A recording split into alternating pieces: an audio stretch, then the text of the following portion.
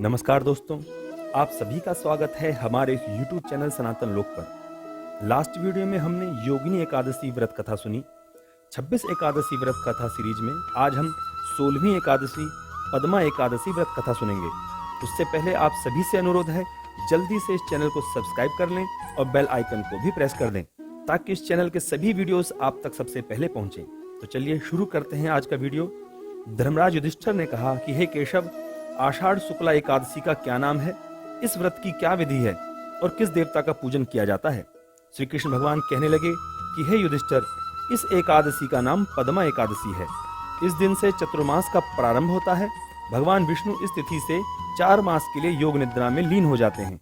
इसलिए आषाढ़ मास की इस एकादशी को देवशयनी एकादशी तथा हरि एकादशी भी कहा जाता है। इस दिन व्रत रखने से सभी प्रकार की मनोकामनाएं पूर्ण होती हैं। इस व्रत को विधि पूर्वक पूर्ण करने से जीवन में सुख, समृद्धि और शांति आती है। हे युधिष्ठिर, जिस कथा को ब्रह्मा जी ने नारद जी से कहा था वही मैं तुमसे कहता हूँ। एक समय नारद जी ने ब्रह्मा जी से यही प्रश्न किया। तब ब्रह्मा जी ने उत्तर दिया कि हे नारद, तुमने कलयुगी जीवों के उद्धार के लिए बहुत उत्तम प्रश्न किया है, क्योंकि एकादशी व्रत सभी व्रतों में श्रेष्ठ है। इस व्रत से समस्त पाप नष्ट हो जाते हैं और जो आदमी इस व्रत को नहीं करते वे नरकगामी होते हैं। इस व्रत के करने से भगवान विष्णु प्रसन्न होते हैं। इस एकादशी का नाम पद्मा है। अब मैं एक पौराणिक कथा कहता हूँ, ध्यान से सुनो। मांधाता नामक एक सूर्यवंशी राजऋषि राज्य करते थे।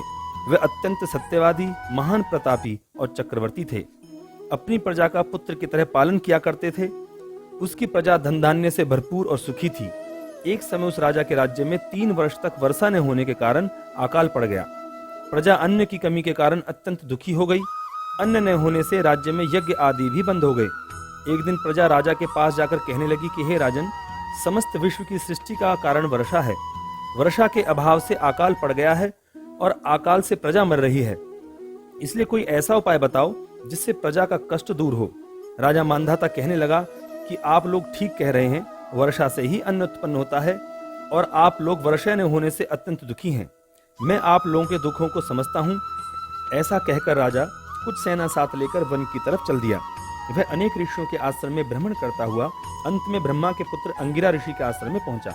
वह राजा ने घोड़े से उतरकर अंगिरा ऋषि को प्रणाम किया।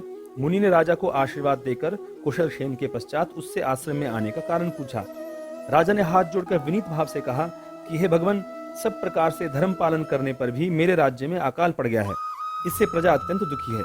राजा के प्रभाव से ही प्रजा को कष्ट मिलता है, ऐसा शास्त्रों ने कहा है।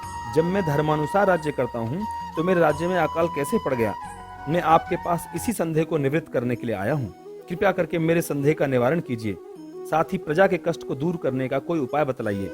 इतनी बात सुनकर ऋषि कहने लगे कि हे राजन, यह सत्य युग है, सब युगों से यह उत्तम है। इसमें धर्म के चारों चरण सम्मिलित हैं, अर्थात इस युग में धर्म की सबसे अधिक उन्नति है। लोग ब्रह्मा जी की उपासना करते हैं और ब्राह्मणों को ही केवल वेद पढ़ने तथा तप करने का अधिकार है, परंतु आपके राज्य में एक शूद्र तपस्या कर रहा है। इसी दोष के कारण आपके राज्य में वर्षा नहीं हो रही है। इसलिए यदि आप प्रजा का भला चाहते हैं तो उस शूद्र का वध कर दो। इस पर राजा कहने लगा, महाराज, मैं उस निरपराध तपस्या करने वाले शूद्र को किस तरह मार सकता हूँ? आप इस दोष से छूटने का कोई और उपाय बतलाइए। तब ऋषि कहने लगे कि हे राजन, यदि तुम अन्य उपाय जानना चाहते हो तो सुनो। आषाढ़ मास के शुक्ल पक्ष की पद्मा नाम की एकादशी का विधि पूर्वक व्रत करो।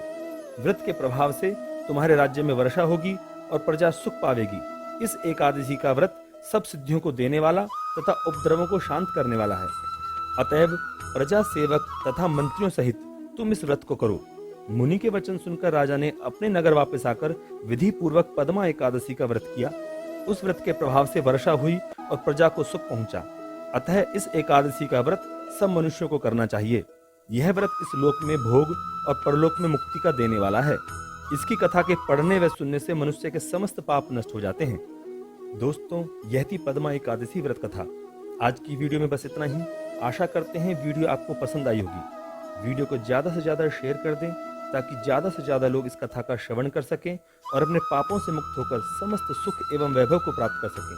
हम फिर मिलेंगे नेक्स्ट वीडियो में 17वीं एकादशी कामिका एकादशी व्रत कथा के साथ। धन्यवाद दोस्तों।